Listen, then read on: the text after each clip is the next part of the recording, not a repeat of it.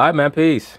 So NBA legend, Hall of Famer, two-time gold medal winner, and Emmy award-winning basketball analyst Charles Barkley made an appearance on the Stephen A. Smith and Max Kellerman show, First Take, to discuss a myriad of topics, particularly pertaining to the so-called black community, and especially pertaining to the LeBron James versus Donald Trump situation.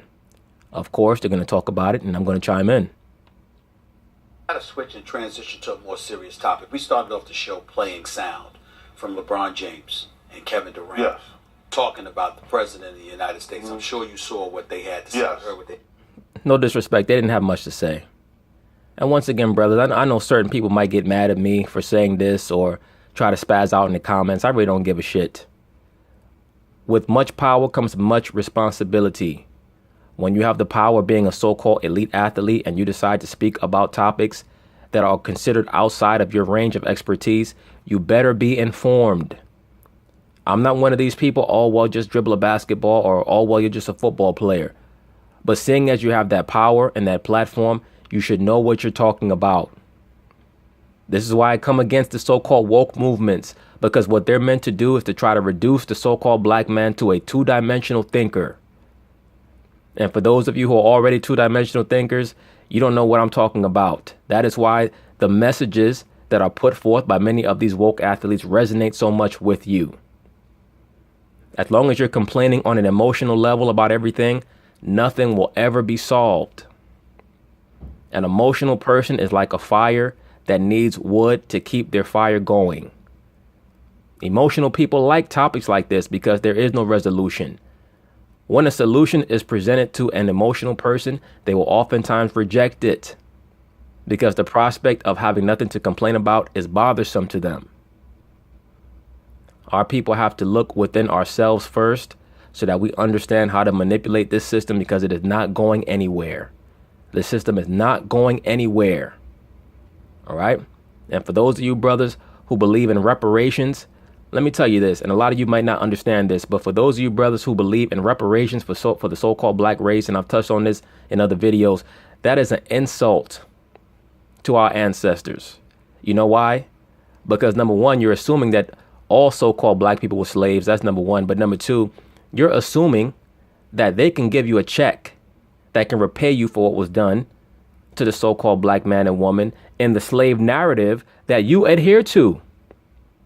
When you talk about the 400 plus years of hardcore slavery, chattel or chattel slavery, where the women were raped every day by white men, and black men were, had their testicles cut off and feet cut off for trying to run away and things of that nature. You know, the things that many of the pro-blacks love to talk about. You think that you can get a check back and that's going to repay you. If the Caucasian man decided to give each and every so-called black person a $500,000 check for reparations, a vast majority of you would take it. And in the process of you taking it, you will be selling out your so-called ancestors. And look, let me say this. That's not going to happen anyway. We all know that you're never going to get those reparations. OK, that's not going to happen. If you understand this economic system, you know that that's not going to happen because there's no money to pay you back with. There's no money. All they do is issue you credits or fiat money or fiat currency, whatever you want to call it. You're not getting any real money. And that's the real source of the frustration of the so-called black man and black woman. They don't know their culture. They don't understand their culture, and they don't understand this system. All right. So that's one of the main reasons why I have this channel, so that I can go in depth on some of these topics. But let's see what Charles Barkley has to say. What was your reaction? What were your thoughts? Well, I'm not a fan of the president. I don't talk bad about the president. He's the president of the United States. But yes, the president that you most likely voted for, Charles Barkley. You're a known so-called Republican.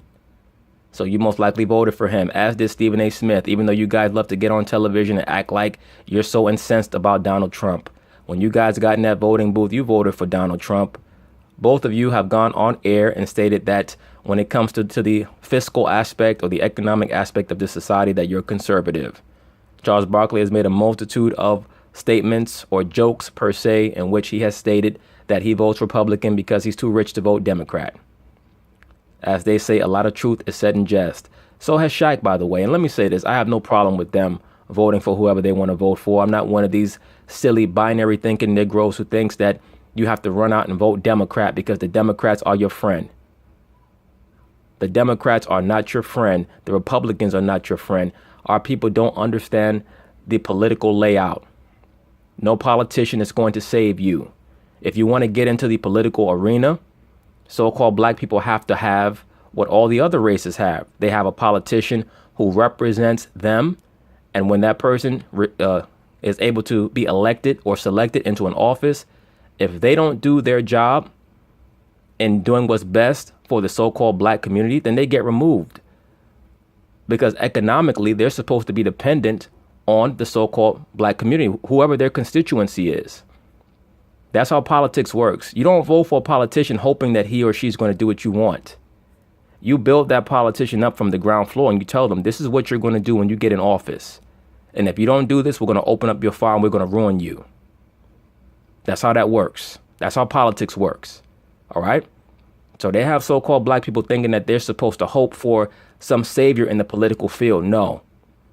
You're supposed to build someone up to be a politician that represents you and basically is a puppet for you. That's all politicians are puppets. And if they don't do their job, they get their strings cut. Period. I think he's divisive. I do. I think he's very divisive. You can't divide something that's already divided. If you notice, the only people talking about the president of the United States, Donald Trump, being divisive are so-called black people, liberals, and black people who get on TV trying to act like they're liberals, like Charles Barkley. You can't divide something that's already divided. Donald Trump has not divided anyone. All he's done is point out the divisions that were already there. I think that we as black players have a tremendous, number one, we can't solve all the ills of the black community. I think. Well, we know that. Sometimes we get too much. I mean, let's be for real. Black athletes can't solve any of the ills of the black community. What they can do is they can help certain individuals.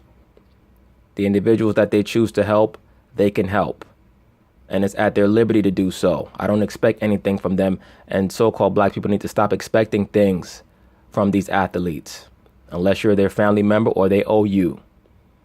It is incumbent upon you to be focused on your own success rather than hoping that the success of someone else is something that you can leech off of.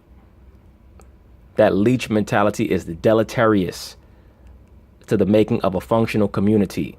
That's why I call it the so-called black community. You cannot be a real community if you're always waiting for someone who has been successful to come back and throw you money just because you have the same so-called skin color as they do. If anything, ask them how they did what they did so that you can do it. If you're a leech, you're going to be leeching for your whole life. Everyone needs help. Don't get it twisted. None of us are perfect. We all need help at some point in time. But get the blueprint. Don't ask them for the revenue. Too much. I agree. But with all the money that we have, it's important that we go back in these communities. I mean, like I say, I don't tell people how to spend their money. But if you're making $20, $30 million a year, you need to go back in your community and sponsor some kids going to college and things like that. I'm doing a thing with black women in Alabama doing startups. Well, that's good. That's good because that's a business investment. And you go back and you help those black women with their startups. I mean, that should be good for them. Black women are always starting arguments, so help them out with a startup. Like that, I think it's important. I think it's significant. But I want to step back for a second. I think that we and I'm just kidding about that, by the way. Allegedly. We as black people, we cannot expect black athletes to solve all the problems of our community. I agree, sir. I agree. They shouldn't be expected to solve any of the problems. What they should be expected to do is to have sharp enough business acumen to understand what's in it for them by coming back and investing in young people who have potential and helping them out so that they can be fruitful and build up the economy of the so-called black community. But first you have to have a strong culture. Because that's all it is. When LeBron James decides he's going to send 20 or 30 black kids to college, that's a great thing. But he's considering that an investment. because he's expecting those people to go to school and become something functional that they can bring back to the so-called black community and be a beneficial member of society. Everything is a commercial transaction. And please understand that all the money that LeBron James spends helping anyone, whether starting a foundation, etc., that's a tax write-off. But one of many things that I like about LeBron James is his business acumen. He understands that everything is a commercial transaction. But that's also the reason why many of the political statements that he attempts to make, you cannot trust. To have some help. Because some of the guys have been doing some amazing stuff. Even going back in my day, David Robinson took over like a whole school. I know LeBron does that. But we need some help from the black community. This black-on-black crime is atrocious.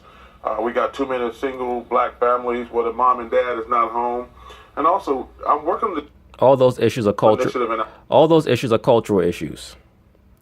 Those are cultural issues. When people like Charles Barkley said that we have an issue with black-on-black crime and single mothers, those are cultural issues. Once again, I had some guy tell me that it's not a cultural issue, it's an intellectual issue. Well, that's another black illuminist. That's someone that's just talking. When you have a strong culture, people are raised from their youth up to understand this is how I'm supposed to conduct myself in such and such situation, because if I don't, I'm going to disappoint such and such. That's what strong cultures do. When you don't have a strong culture, you just do you. That's telima. That's why I always talk about telima.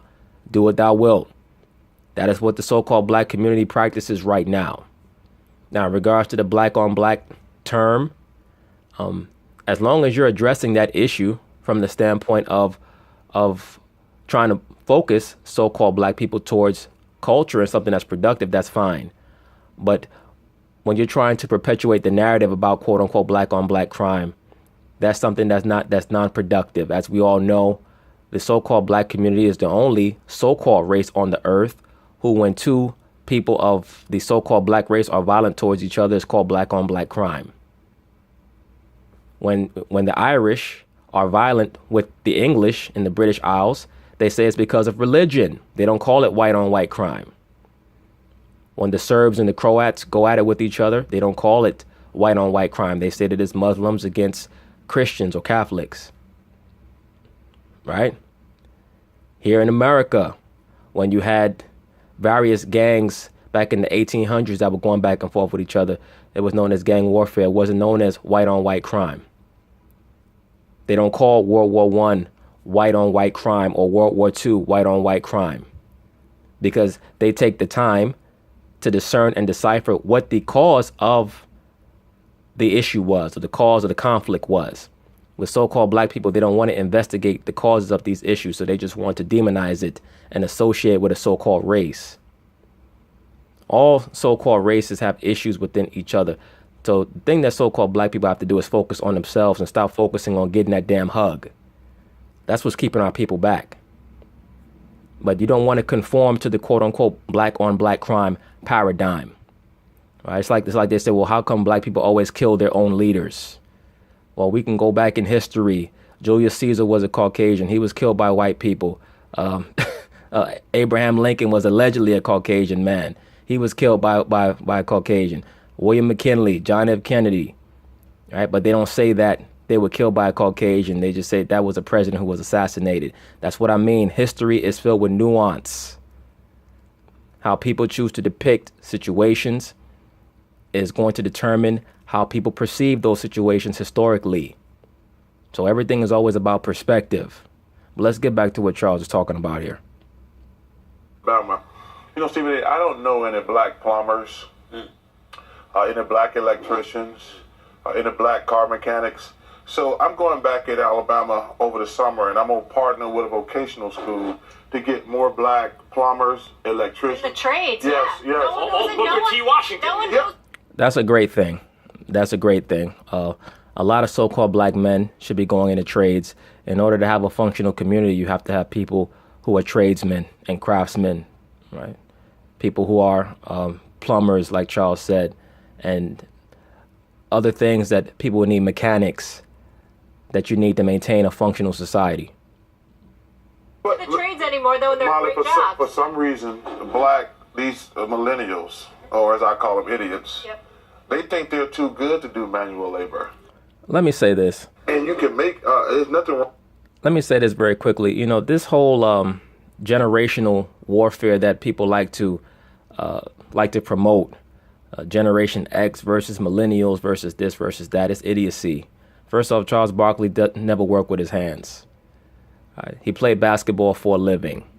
So to try to demonize the younger people for quote unquote not wanting to do something, you have to also understand that we're in the age of the internet, of IT.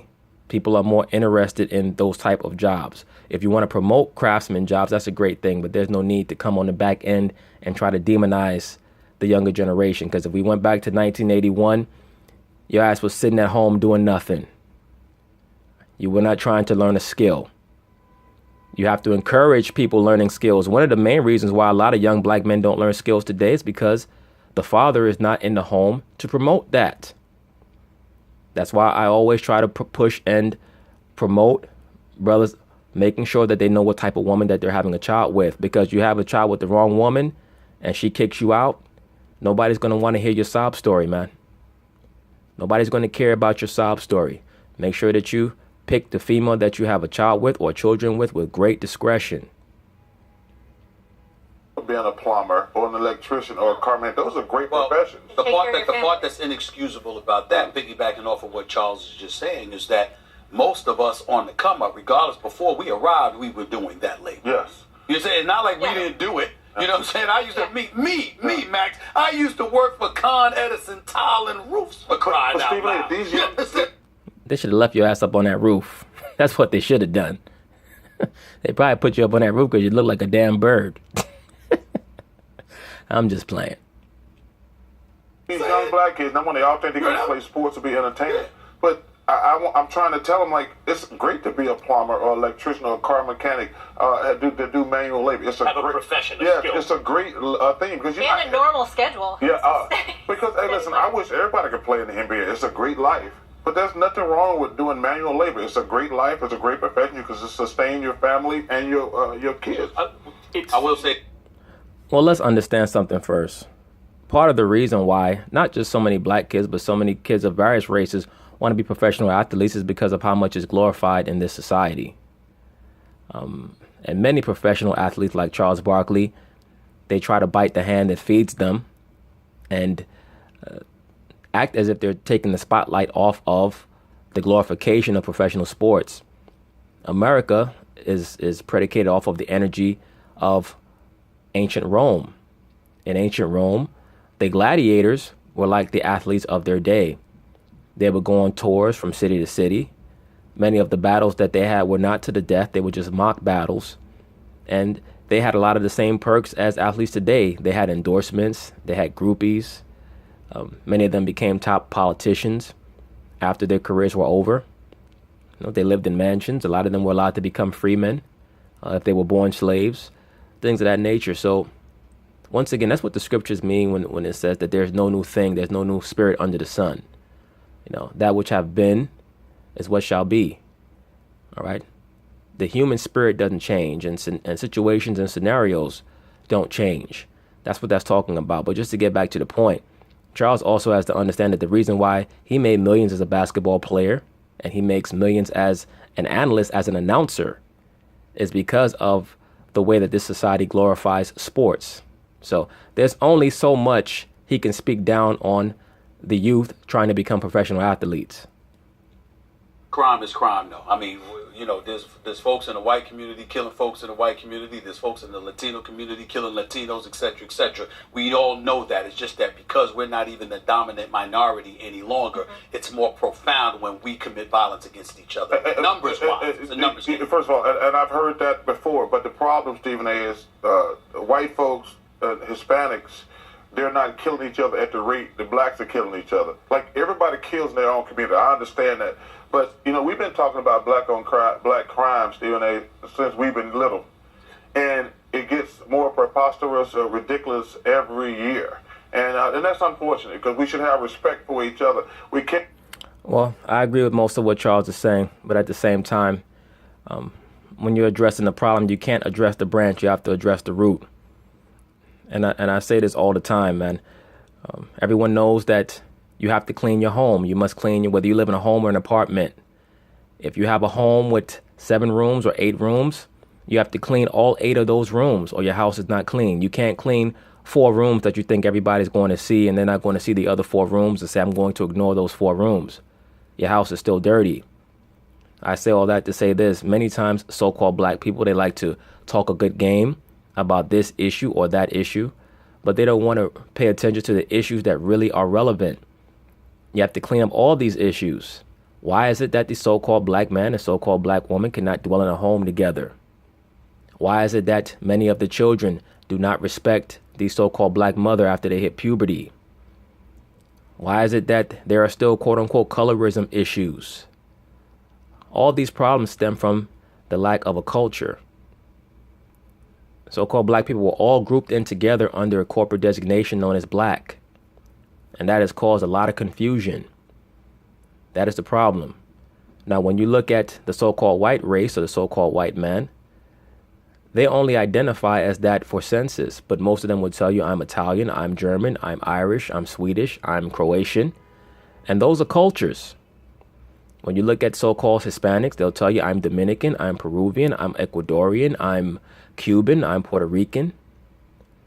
Those are cultures. You can have a dark-skinned so-called black man, but if he's from the Dominican Republic, he's not going to tell you he's black. He's going to tell you, I'm Dominican. Why is that? Because that's a culture. And American blacks are confused by that. Oh, you're ashamed of your blackness. No, he's not. He just knows his culture. You don't. You have to identify yourself by a skin color because you don't know shit.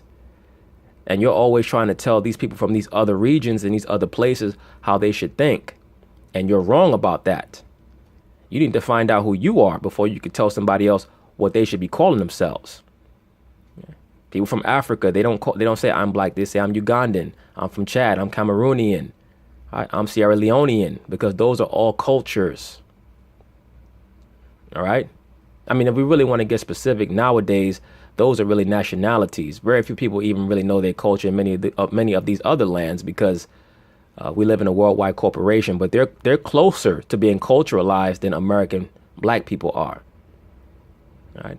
And it's also due to the fact that we're here in America and have been predominantly an outnumbered nation of people. So that has led to a lot of psychological issues.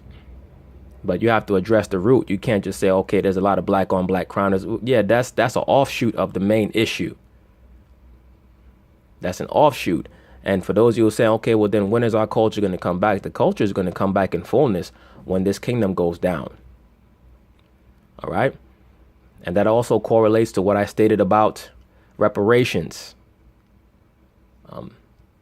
Like it tells you in Job, the 20th chapter, it tells you that he has swallowed down riches and he shall vomit them up again.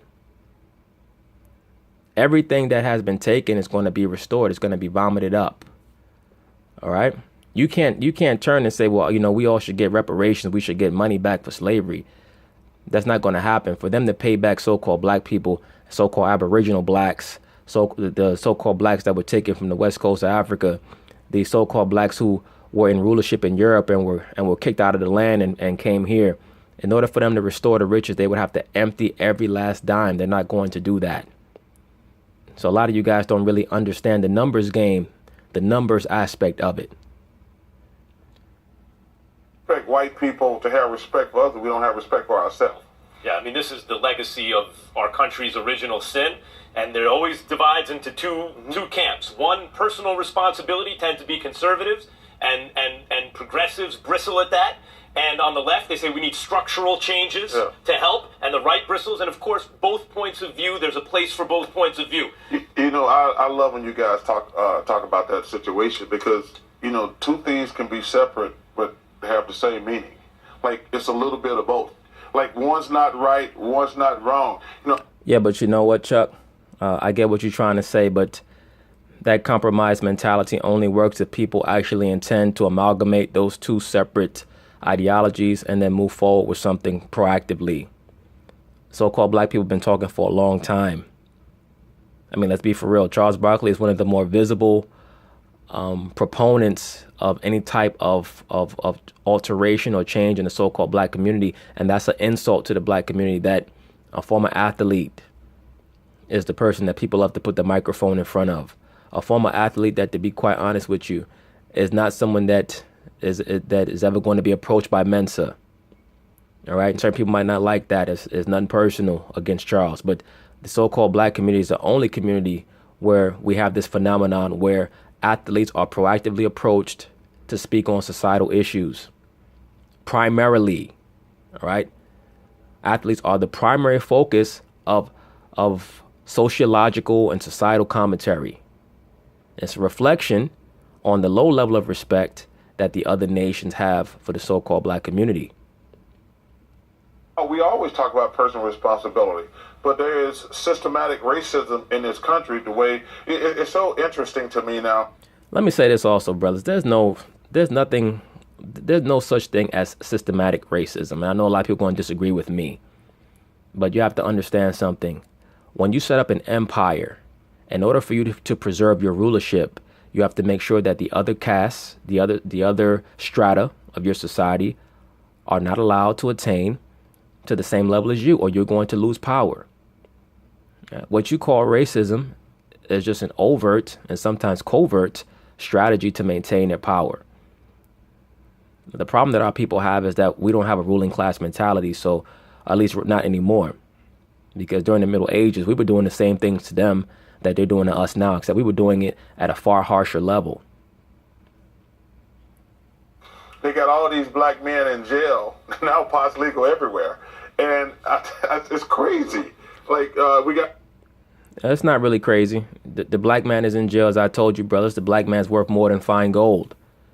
Either he's an athlete and he's making billions of dollars for the U.S. economy, or he goes into the workforce and hopefully he meets some female that he gets pregnant and marries. And then if that doesn't work, he becomes a debt slave for child support and alimony.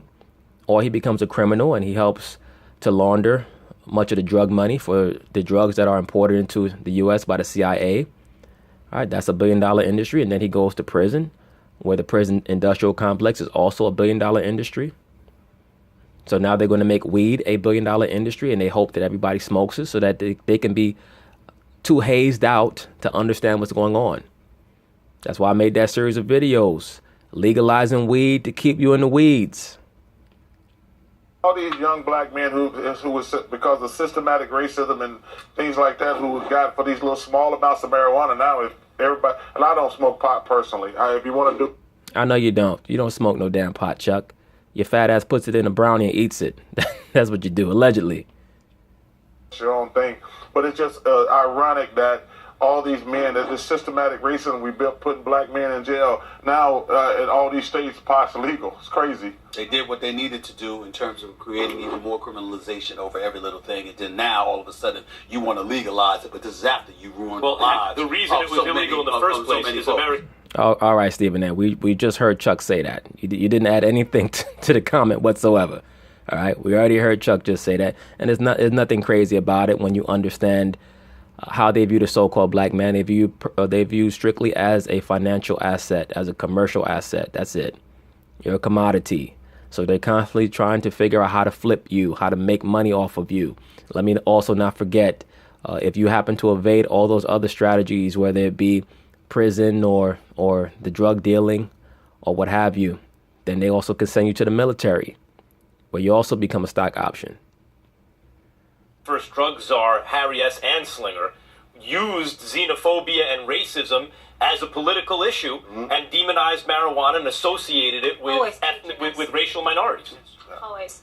Yep, and I appreciate what you're saying also, that we can't just be talking about it, but going back into the community. Yes. And I want to hear more about what you're doing from the women, too. Why you want to hear more about what he's doing for the women? What are you doing for the women? All that shit he said, you only worry about the damn women. What are you doing for the damn women? Other than sewing all that fake ass hair on your head. All right? And looking for Jalen Rose and every other black man to give fellatio to, allegedly. The hell you worry about what he doing for the women? Mind your damn business. We're going to take another quick break. Team LeBron. But anyway, this will be the end of part 1 on the Charles Barkley, LeBron James topic. Peace.